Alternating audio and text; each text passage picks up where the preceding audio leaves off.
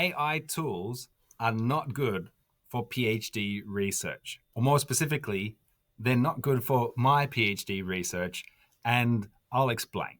The reason that AI tools, LLMs, large language models, are not good for my PhD research is because their accuracy is not good enough. So what do I mean by accuracy not good enough? So AI has been talked about as being able to do full literature reviews, find research gaps in the literature, and write and review all of these things. So if it's not accurate, then I have to double check everything. And that double checking everything takes time. So not being accurate actually wastes my time. If I get an AI to summarize a journal article, for example, and then I have to read the journal article to check to see whether the AI summary is accurate, then why don't I just read that article and think about it myself? Okay, I'm adding an extra step into it. If I get an AI model to write a literature review, but I have to go through, read that literature review and find all of the fictitious citations that it's using, that takes time. And then you have like a difficult choice. You can't really rewrite it, taking out all of those fictitious citations, because you don't really understand or know what the real citations have said. And I guess you could play that kind of game where you're like, talk to the AI and say, well, these ones are fictitious, rewrite it without the fictitious citations. And then you get a new document that you have to then check, which may or may not have new fictitious citations.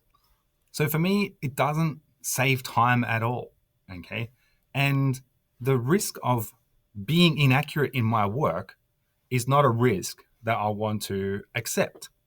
Over the past couple of years, I've tested different AI models to see how useful they could be. So I want to have useful tools, but I don't want to use tools that waste my time. So how have I tested these tools? What I've done is I've asked these AI about my research area. And I know this research area quite well, so I can easily spot when it starts to lie, basically. In my most recent experiment, I guess, I looked at Gemini and I asked it about platform journalism. It gave me some information. Some information included a paper, an academic journal that I hadn't heard before. And I asked for more information about that journal and including a link. And in this situation, the reply from the chatbot was, sorry that I lied, basically. When I asked Gemini why it gave me a fictitious journal article, it said that it's programmed to be helpful above accurate. Now, for me, that doesn't really make sense, because for me, accuracy is what is helpful. Without accuracy, it's not helpful at all. I then queried the chatbot. I queried Gemini, if you can trust its answers, as to whether or not if I upgraded, would that have solved the issue? Because I was using the free version, and I guess this is a chance for the chatbot to upsell me. But basically, it said no. It said the basic reasons why it gave me a fictitious response would be still there in the premium version. It actually said that the more advanced versions could be more efficient or better at creating fictitious responses.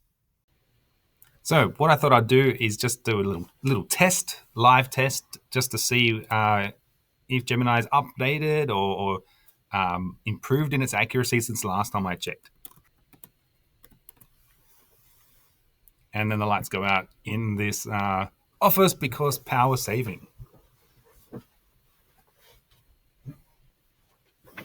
Obviously, I'm not moving enough. Okay, what did it say?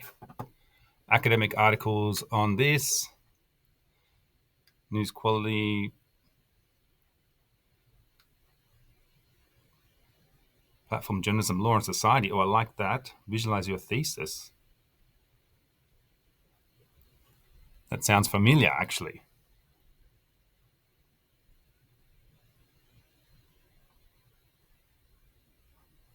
Okay, it's giving me no links to any of these as far as I can see. But let's look at this one.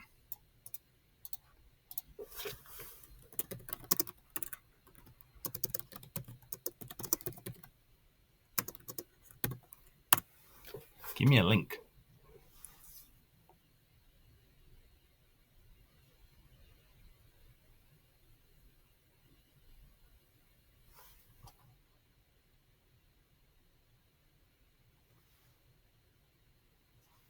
So there's no link. So it says the work referencing is a presentation for the Visualize Your Thesis competition. Okay. And it gives links to where it's hosted. Now, they are showcased on this platform. So this is interesting for me because I entered this competition and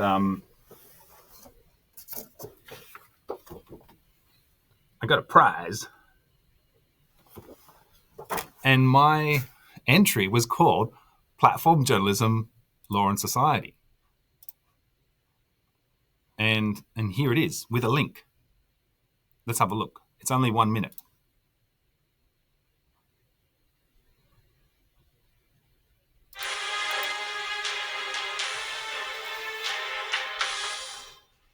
Journalism. It's important for democracy. It plays a public service role by providing citizens with critical information, and it holds power to account through investigative reporting. That's why journalism has a special place in the law. Despite this, trust in news is low and news avoidance is high. Hey, what's up? Would you believe that more and more people are moving to YouTube for news? And this is where my research comes in. Through interviews and content analysis, I'm researching platform journalism, a new type of journalism that combines journalism ideals with YouTuber norms. What do you think? Do these people look like journalists? Audience members are increasingly calling them journalists. So why study this area? Because that's where audiences are, and there's a massive legal grey area around this type of content. It's important to study changes in journalism. Democracy itself could be at stake. So this is on the Figshare, Visualize Your Thesis website, Platform Journalism, Law and Society. So it was posted on in 2023. So the Gemini response got the year right, the name of the video correct, that it's a Visualize Your Thesis work, but it got the author, not me. Okay, maybe I would be happier with this if it was actually my name there. The other thing is that even if it got my name correct, this is not an academic article, and I asked for academic articles, so that's a minor issue. But it's a good indication that all of these articles here I have to check. And the other thing is I asked for academic articles that specifically mention the phrase platform journalism. But let's just do random check of one more. The rise of influencer journalists. This one looks good. Istanbul University Press. Okay. Give me a link to this.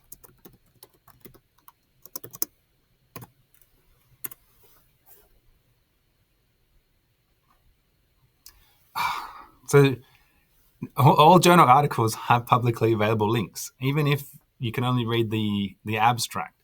So it's possible it's part of a book. Okay, is it?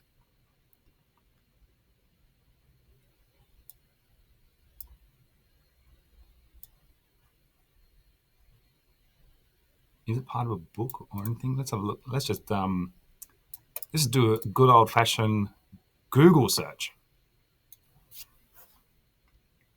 Okay, let's see what Google says.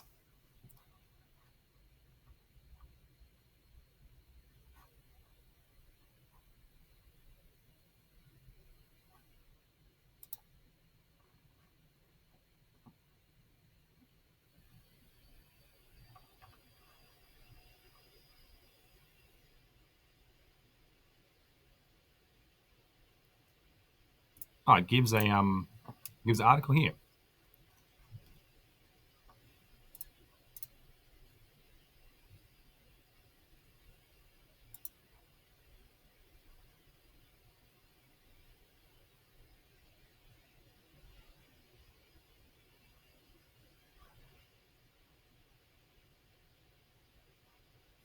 Okay, so we got an article with the same title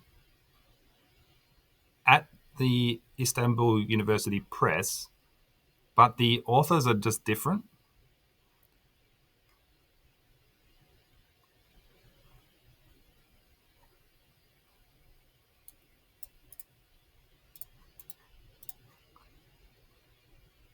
Okay, examines the rise of digital platforms, particularly social media.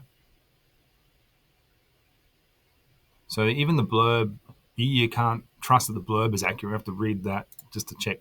Now, let me just ask.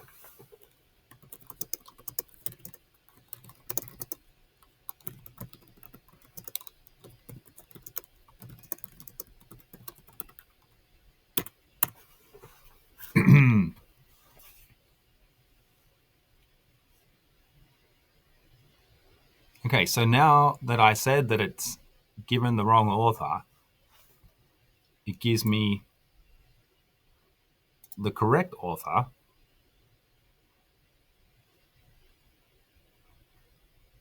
And now it's giving me a link. Amazing.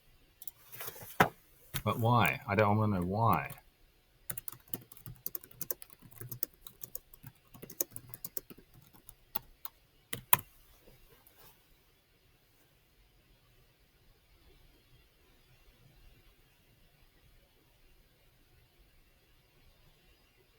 Okay, so instead of checking or cross verifying, it just used information that it had previously processed.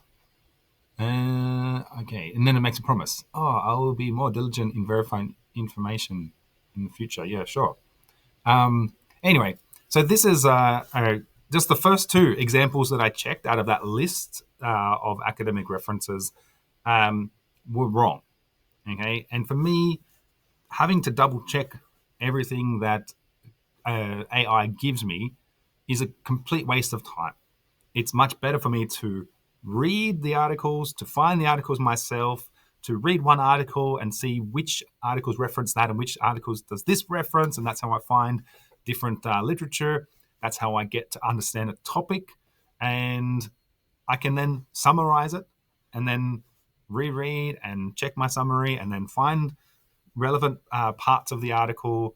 And then I can formulate my ideas and then I can write. Now, I'm not the first person to talk about this. More and more people are writing articles, creating videos about the limitations of these AI models. It seems like there's a kind of like almost a turning in public perception, at least by creators and publishers and stuff like this. And there seems to be this kind of idea developing that these AI models are useful if you're already an expert in the area that you're asking about, because if you're already an expert in that area, you will be able to see the mistakes and the errors and the factual errors. Whereas if you're asking it about an area that you're not an expert in, you won't know what's correct and what's not correct. Now, this doesn't make sense to me. If you're already an expert in it and you're able to spot all the mistakes, why even bother? Now, I've written a couple of articles about this. They're linked in the description if you want to read more and have links to various examples that I've done in the past. Go check that out. Also, if you've had some experiences of ChatGPT, Gemini, or whatever giving you incorrect information, let me know in the comments and I'll have a read, because I don't think this is just me or the few other people I'm starting to see talk about this. If you made it this far, thanks for watching. Leave a like. Make sure you're subscribed. I'll see you in the next video.